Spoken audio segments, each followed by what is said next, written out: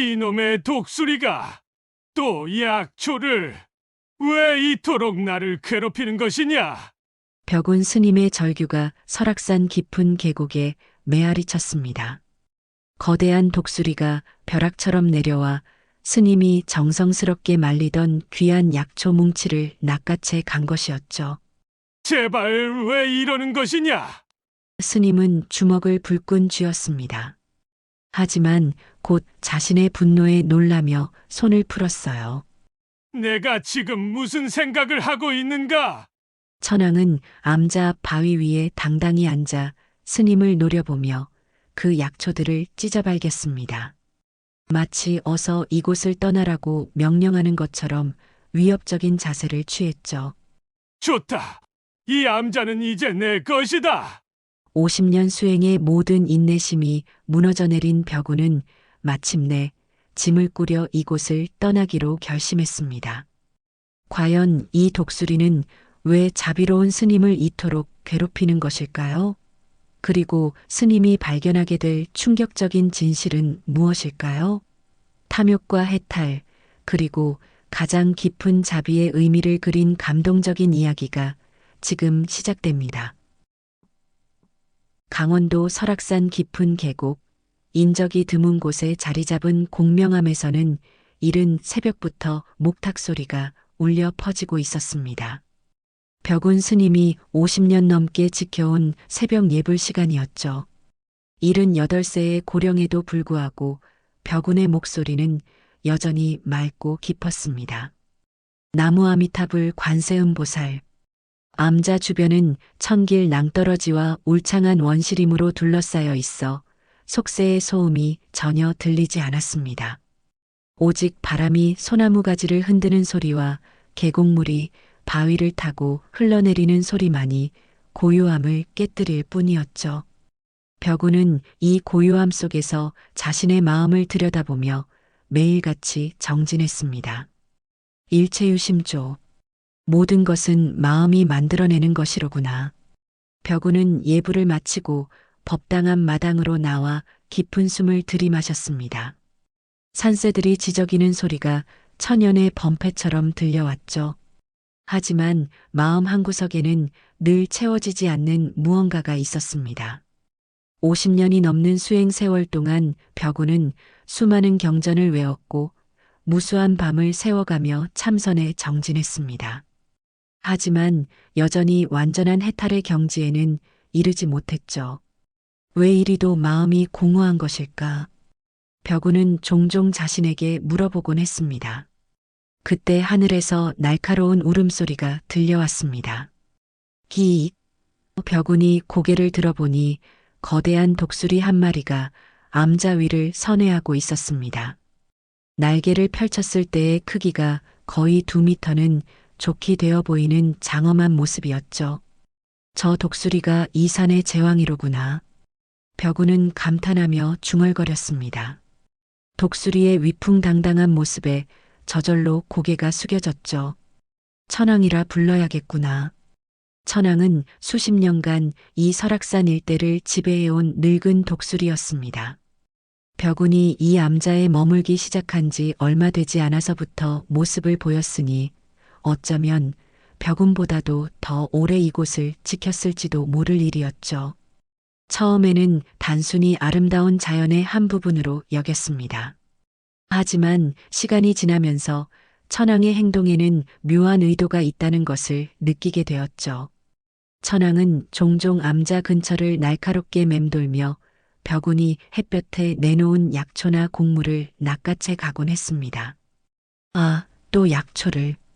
벽운이 한숨을 쉬었습니다. 어제도 귀하게 구한 감초 뿌리를 말리고 있었는데 천황이 벼락처럼 내려와 모조리 가져가 버렸죠. 하지만 벽운은 화를 내지 않았습니다. 축생도 살아야 하는 것을. 그러나 마음 깊은 곳에서는 작은 불만이 싹트고 있었습니다. 왜 하필 내가 소중히 여기는 것들만 가져가는 것일까? 물론 이런 생각이 드는 자신을 다시 반성하곤 했지만 인간의 마음이란 쉽게 통제되지 않는 법이었죠. 벽운은 법당으로 돌아가 다시 참선에 들어갔습니다. 번뇌즉보리.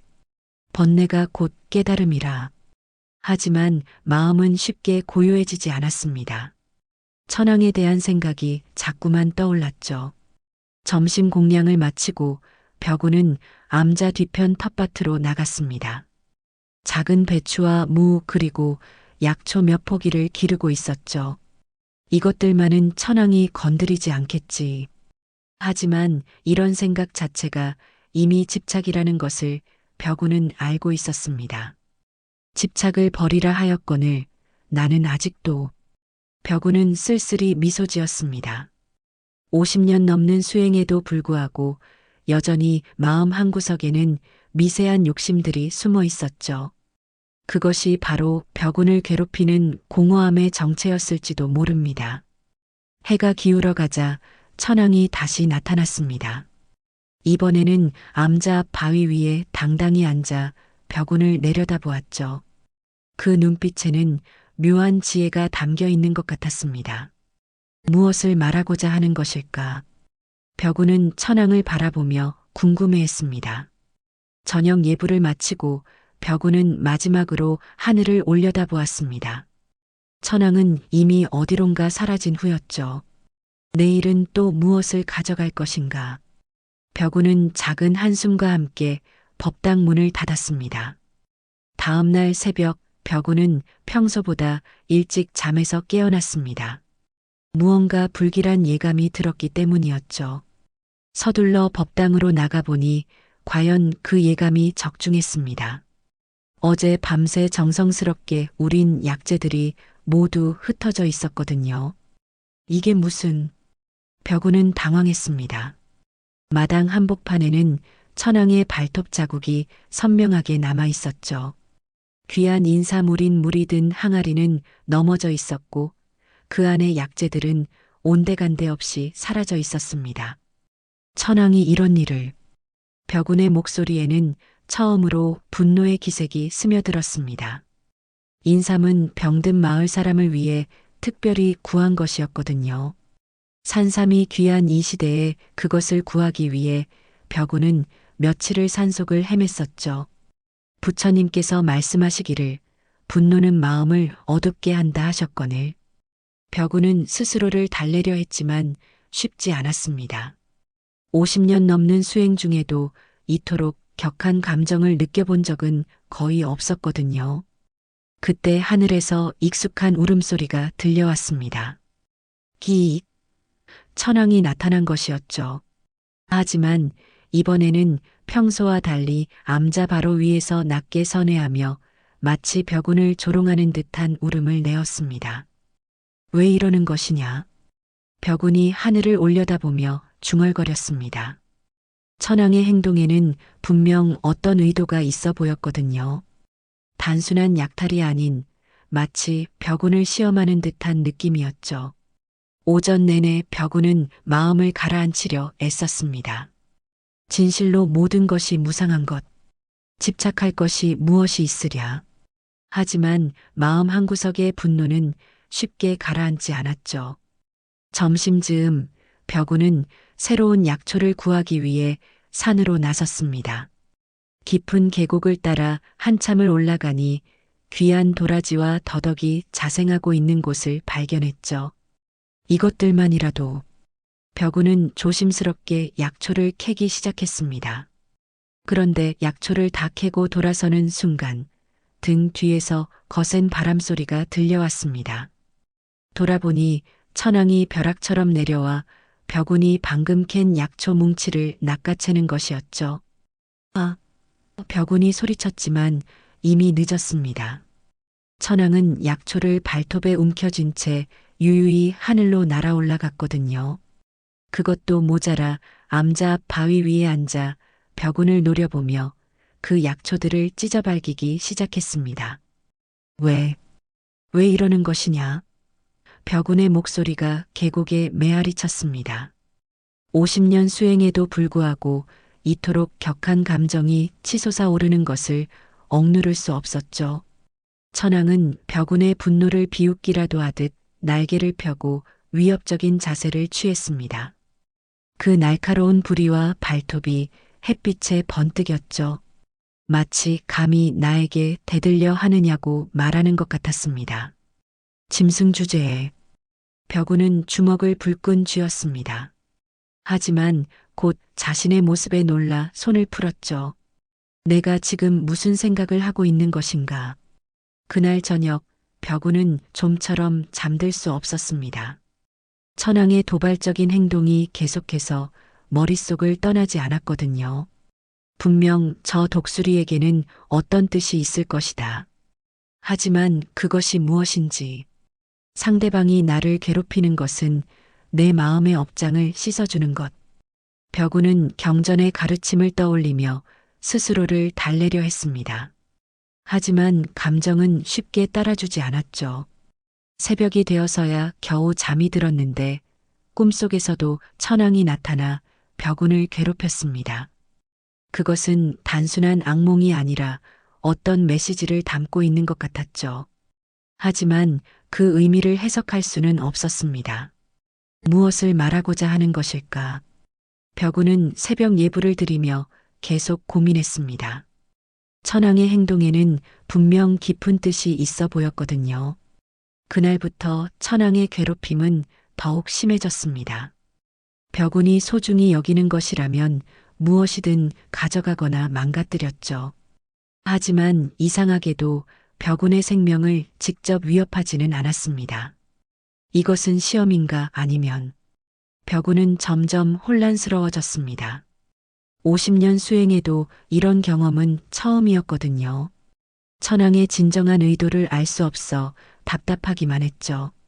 며칠이 더 지나자 천황의 행동은 한층 더 교활해졌습니다. 이제는 단순히 물건을 훔쳐가는 것을 넘어서 벽운의 일상 자체를 방해하기 시작했거든요.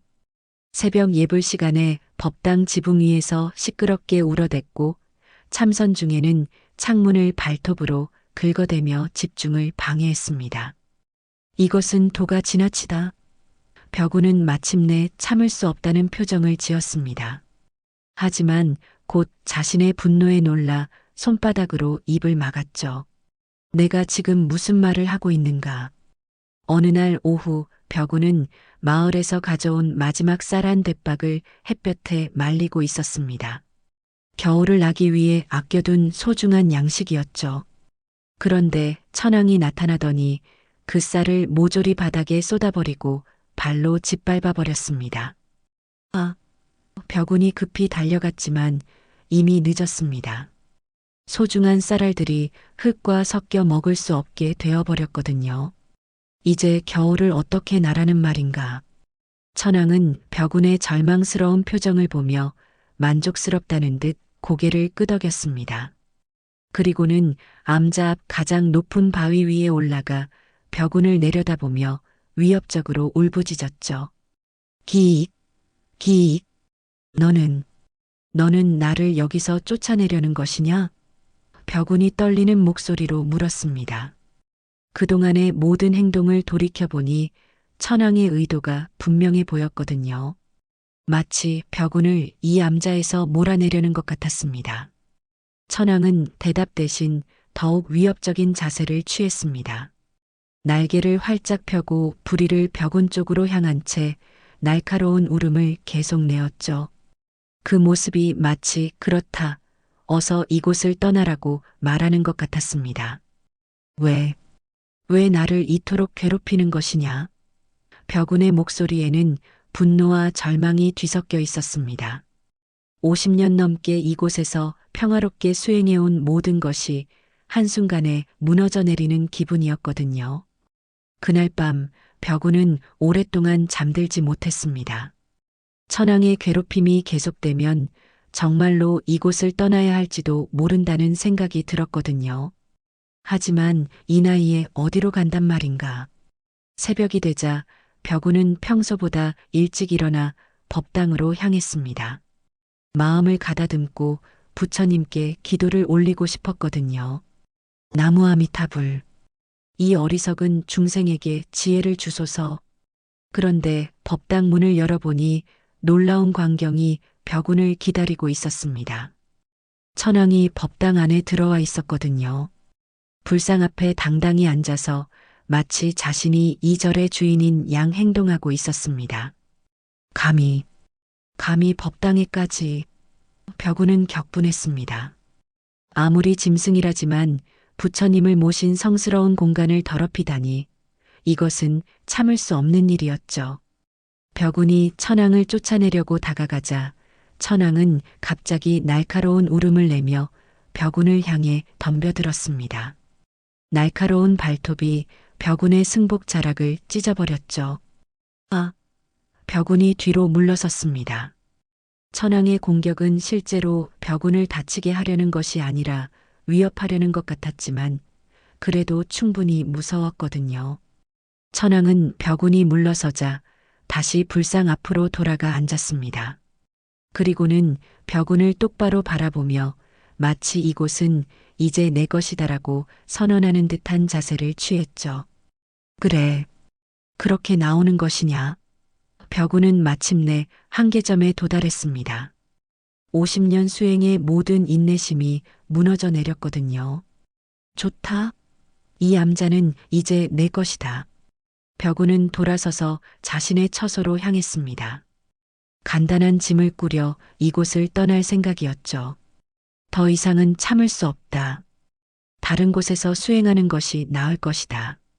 하지만 마음 한구석에서는 묘한 아쉬움이 들었습니다.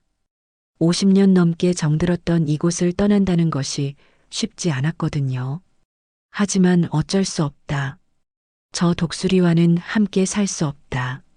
짐을 꾸리는 동안에도 천왕의 울음소리가 계속 들려왔습니다.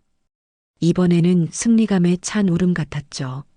마치 드디어 목적을 달성했다고 기뻐하는 것 같았습니다. 정말 이해할 수 없는 짐승이다. 벽운은 한숨을 쉬며 마지막으로 법당을 바라보았습니다. 천왕이 여전히 그곳에 자리 잡고 있었거든요. 그 모습이 마치 새로운 주인이 된 것처럼 당당해 보였습니다. 해가 중천에 걸린 시각, 벽운은 마침내 보찜을 등에 메고 공명함을 떠날 채비를 마쳤습니다. 50여 년간 정든 이곳을 떠난다는 것이 믿어지지 않았지만 더 이상은 천왕과 함께 지낼 수 없었거든요. 부처님, 이 어리석은 중생을 용서하소서. 벽운은 마지막으로 법당을 향해 합장했습니다. 천왕은 여전히 그 안에서 승리자의 자세로 앉아 있었죠. 끝내 나는 이곳을 지키지 못했습니다. 첫걸음을 내딛는 순간 뒤에서 날카로운 울음소리가 들려왔습니다. 기익. 돌아보니 천왕이 법당에서 나와 벽운을 따라오고 있었죠. 마치 정말로 떠나는지 확인하려는 것 같았습니다. 이제 만족하느냐? 벽운이 쓸쓸하게 중얼거렸습니다. 하지만 천왕은 예상과 달리 만족스러운 표정을 짓지 않았어요. 오히려 어딘가 초조해 보였죠. 산길을 내려가기 시작한 벽운의 뒤를 천왕이 계속 따라왔습니다. 하늘에서 낮게 선회하며 끼익, 끼익 소리를 내었죠. 그 울음소리에는 이상하게도 슬픔이 배어 있는 것 같았습니다. 왜 따라오는 것이냐? 벽운이 고개를 들어 천왕을 바라보았습니다. 원하던 바를 이루었으니 이제 그만 돌아가거라. 하지만 천왕은 돌아갈 기미를 보이지 않았습니다. 오히려 더욱 가까이 내려와 벽운 주변을 맴돌았죠. 그러다가 갑자기 자신이 어제 낚아챈 약초 조각 하나를 벽운의 발 앞에 떨어뜨렸습니다. 이게 무슨... 벽운이 당황했습니다. 천왕이 자신이 훔친 것을 돌려주다니 이런 일은 처음이었거든요. 무엇을 의도하는 것이냐? 천왕은 약초를 떨어뜨린 후 갑자기 암자 뒤편을 향해 날카로운 울음을 내었습니다. 기익, 기익. 그 울음소리는 평소와 달리 절박함이 담겨 있었죠. 벽운은 천왕이 가리키는 방향을 바라보았습니다. 그곳은 법당 뒤편에 깊은 바위 틈이 있는 곳이었어요. 평소에는 별로 신경 쓰지 않던 곳이었죠. 저곳에 무엇이 있다는 말인가? 천왕의 울음소리는 점점 더 처절해졌습니다. 마치 무언가 간절히 호소하는 것 같았어요. 벽우는 혼란스러웠습니다. 자신을 쫓아낸 독수리가 이제 와서 무엇을 말하려는 것일까요? 필시 깊은 뜻이 있으리. 벽우는 보찜을 내려놓고 천왕이 가리키는 바위 틈으로 향했습니다. 마음 한구석에서는 이것도 또 다른 속임수가 아닐까 하는 의심이 들었지만 호기심을 억누를 수 없었거든요. 바위 틈에 다가가 자세히 살펴보니 평소에는 보이지 않던 작은 구멍이 있었습니다. 바위 틈 깊숙한 곳이라 햇빛이 잘 들지 않아 그동안 발견하지 못했던 것 같았어요. 이곳에 무엇이? 벽운이 구멍을 들여다보려는 순간 천왕이 더욱 격렬하게 울부짖었습니다. 기익, 기익. 그 울음소리에는 이제 분명한 슬픔과 고통이 섞여 있었죠. 벽운은 지팡이를 이용해 구멍 속을 조심스럽게 헤집어 보았습니다. 그러자 뭔가 딱딱한 것이 손끝에 닿았어요. 이것은 천천히 끄집어낸 것은 낡은 비단 주머니였습니다. 주머니를 열어보는 순간 벽운의 눈이 크게 놀라 움직였습니다. 안에는 작은 금덩어리 여러 개와 함께 빛바랜 종이 한 장이 들어 있었거든요. 이게 무엇이란 말인가? 종이를 조심스럽게 펼쳐보니 누군가가 쓴 글씨가 희미하게 남아 있었습니다. 세월이 많이 흘러 글씨가 번져 있었지만 간신히 읽을 수 있을 정도였죠. 벽운 스님께 첫 줄을 읽는 순간 벽운의 손이 떨리기 시작했습니다. 자신의 이름이 적혀 있다니 이것은 대체 무엇을 의미하는 것일까요? 천왕은 벽운이 편지를 읽기 시작하자 조금씩 조용해졌습니다. 하지만 그 눈빛에는 여전히 깊은 슬픔이 담겨 있었어요. 마치 오랫동안 숨겨둔 비밀이 드러나는 것을 보고 있는 듯 했습니다. 이 편지는 대체? 벽운은 떨리는 손으로 편지를 계속 읽어내려갔습니다. 그리고 점점 충격적인 내용이 펼쳐지기 시작했죠. 편지의 내용이 점점 드러나면서 벽운의 얼굴은 창백해져 갔습니다. 떨리는 손으로 글씨를 따라가며 읽어내려가는 그의 눈에는 믿을 수 없다는 표정이 가득했죠. 저는 30년 전 스님께 시주했던 정우입니다. 편지는 이렇게 시작되었습니다. 벽운은 그 이름을 기억했어요. 30년 전 아직 젊은 승려였던 자신에게 정성껏 보시를 올렸던 마을 사람이었거든요. 저는 돈에 대한 탐욕이 깊어 스님께 드린 시주금마저 아까워 다시 훔치려 했습니다. 벽운의 눈이 커졌습니다. 그런 일이 있었다니 전혀 몰랐던 사실이었거든요. 편지를 계속 읽어가자 더욱 충격적인 내용이 이어졌습니다. 저는 금을 훔치려 이 바위 틈에 숨어들었다가 낙석에 맞아 임종을 맞았습니다. 저는 이제 탐욕의 짐승으로 환생하여 이 독수리가 되었습니다. 그럴 수가. 벽운이 중얼거렸습니다. 눈앞에 천왕을 다시 바라보니 그 눈빛이 예전과는 다르게 보였어요. 단순한 짐승의 눈이 아닌 깊은 지혜와 슬픔이 담긴 인간의 눈처럼 느껴졌죠. 스님은 깨달음을 향해 가시지만 스님의 마음속에는 혹시라도 시주금이 있었을까 하는 미세한 탐욕의 싹이 늘 숨겨져 있었습니다. 벽운은 가슴을 쳤습니다. 정확히 맞는 말이었거든요. 50년 넘는 수행에도 불구하고 벽운의 마음 깊은 곳에는 정말로 그런 생각이 있었어요. 때로는 예전에 받았던 시주금들이 어디 숨겨져 있지는 않을까 하는 작은 욕심이 스쳐 지나가곤 했거든요. 저는 그 탐욕의 싹이 스님의 수행을 망칠까 두려웠습니다. 편지는 계속되었습니다. 제가 이 약초를 훔치고 당신을 도발한 것은 가장 소중한 것도 훔쳐갈 수 있는 탐욕의 존재를 스님께 보여주려 함이었습니다. 벽운의 눈에서 눈물이 흘러내렸습니다. 천왕의, 아니 정우의 진정한 의도를 이제서야 이해할 수 있었거든요. 그래서 나를 괴롭혔던 것이구나. 부디 이 금덩어리를 세상에 나누어 주시고 저의 탐욕과 스님의 탐욕을 함께 소멸시켜 주십시오. 이 짐승의 마지막 속죄이자 서원입니다. 편지의 마지막 부분을 읽은 벽우는 더 이상 참을 수 없었어요. 정우야, 정우야. 벽운이 천왕을 부르며 울었습니다. 천왕은 벽운의 부름에 응답하듯 조용히 다가와 벽운의 발 앞에 앉았죠. 그 모습이 30년 전의 정우처럼 겸손해 보였습니다. 내가 너의 지극한 자비를 미처 알지 못했다. 내가 내 스승이었구나. 벽운은 천왕의 머리를 조심스럽게 쓰다듬었습니다. 천왕은 처음으로 벽운의 손길을 거부하지 않았어요. 벽운은 이제 모든 것을 이해했습니다. 천왕이 자신의 소중한 것들을 빼앗아간 것은 탐욕을 보여주기 위해서였고 자신을 암자에서 쫓아낸 것은 이 금덩어리를 발견하게 하기 위해서였던 거죠. 일체계고 모든 것이 고통이라 했거늘 그 고통 속에 이토록 깊은 자비가 숨어 있었다니. 벽우는 부처님의 가르침을 되새겼습니다. 가장 괴롭히는 존재 속에 가장 깊은 가르침이 있다는 것을 깨달았거든요. 천왕은 벽운이 모든 것을 이해했다는 것을 아는 듯 천천히 고개를 끄덕였습니다. 그리고는 마지막으로 한번 끼익하고 울었는데 이번에는 슬픔이 아닌 안도감이 담긴 소리였어요. 이제 가거라. 내 업장을 모두 씻어냈으니. 벽운이 천왕에게 말했습니다. 천왕은 벽운을 마지막으로 바라본 후 힘차게 날개를 펼치고 하늘로 날아올랐죠.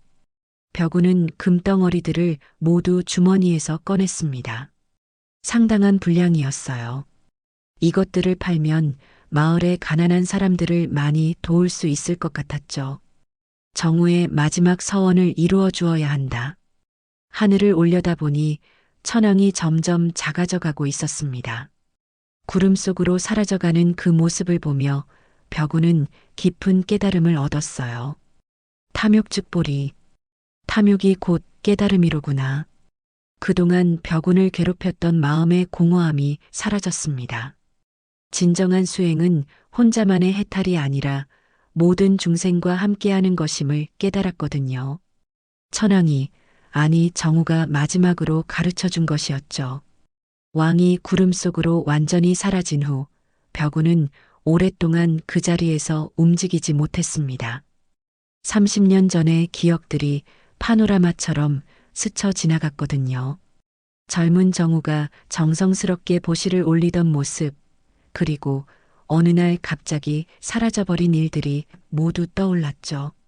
그때 정우가 사라진 것은 벽우는 이제서야 모든 퍼즐이 맞춰지는 것을 느꼈습니다.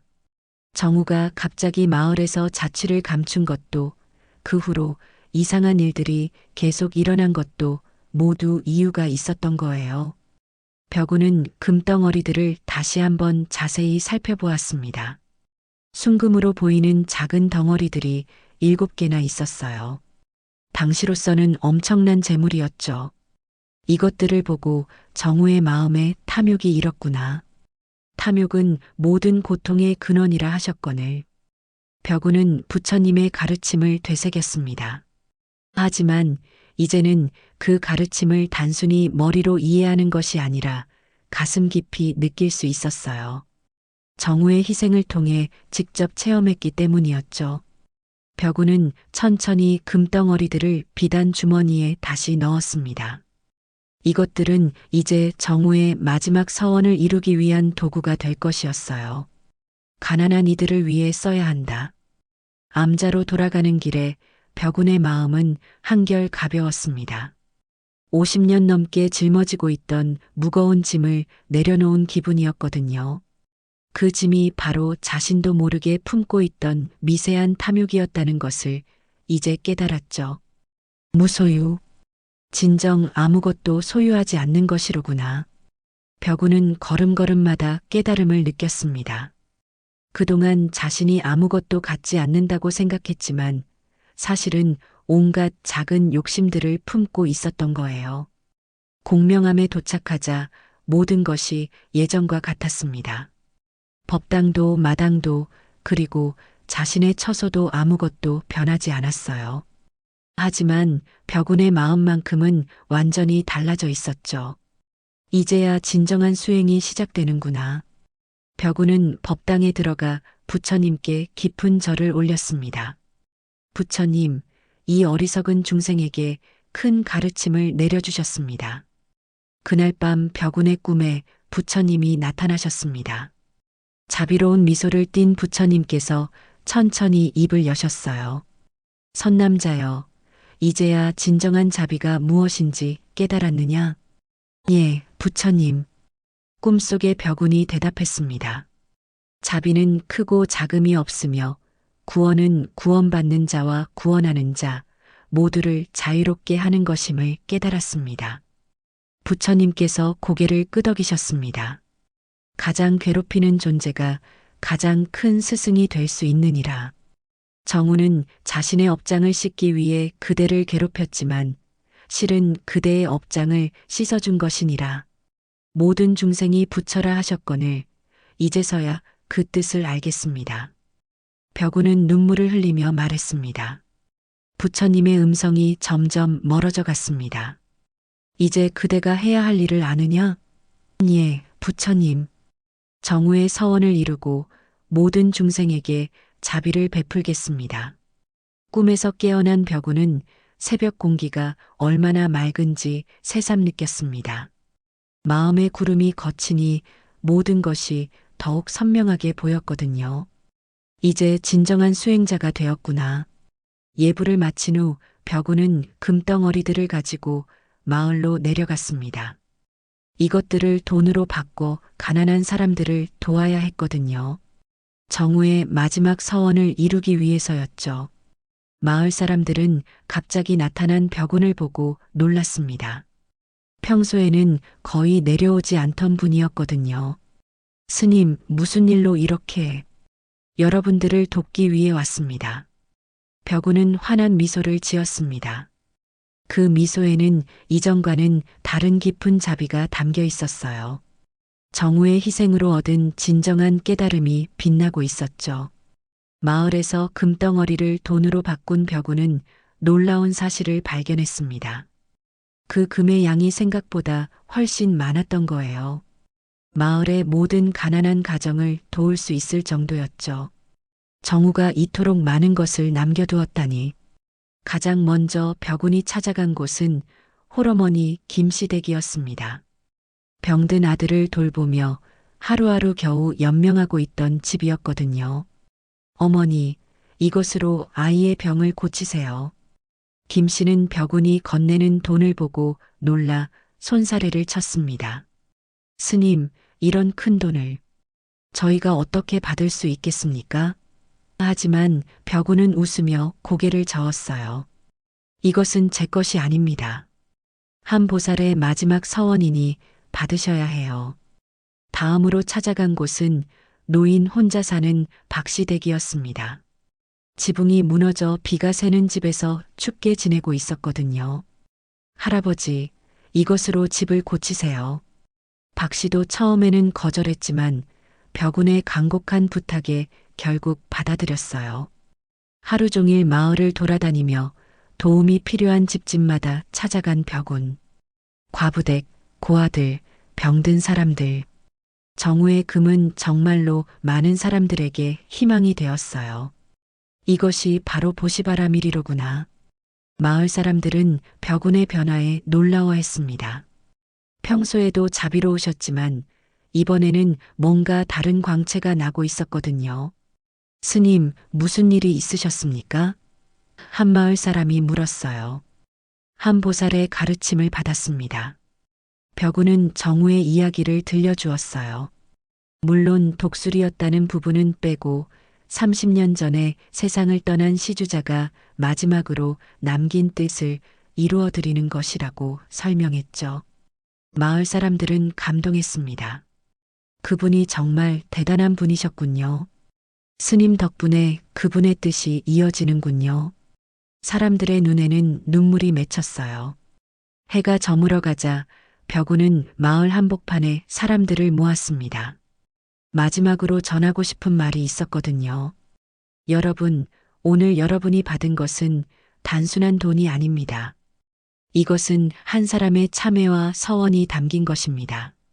탐욕으로 죄를 지었던 분이 마지막까지 중생들을 위해 남겨두신 것이에요. 벽운의 목소리에는 깊은 감동이 담겨 있었어요. 부처님께서 말씀하시기를 보시는 주는 자와 받는 자, 그리고 그 물건까지 모두가 공하다 하셨습니다. 삼륜청정이라 하죠. 벽운은 사람들에게 불교의 가르침을 전했어요. 진정한 보시는 아무런 대가를 바라지 않고 받은 사람도 그것에 집착하지 않는 것입니다. 오늘 받으신 것도 마찬가지예요. 사람들은 고개를 끄덕이며 들었어요. 벽운은 계속해서 말했습니다. 그분은 자신의 탐욕을 참회하며 이것을 남기셨습니다.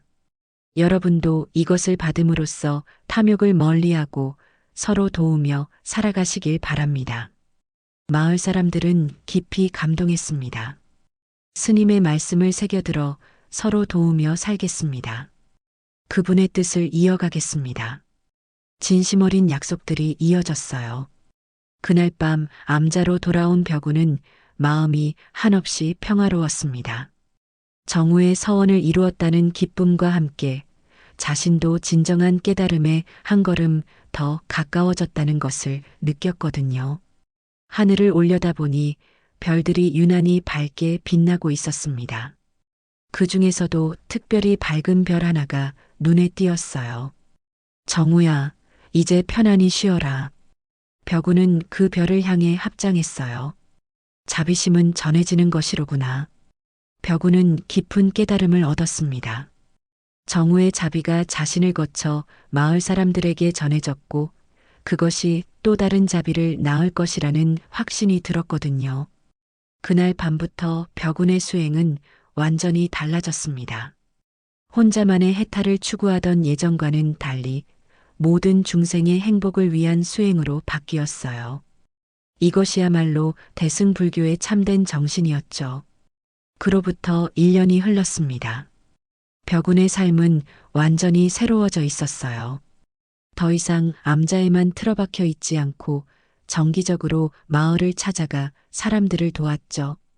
정우가 가르쳐준 진정한 수행의 의미를 실천하고 있었습니다.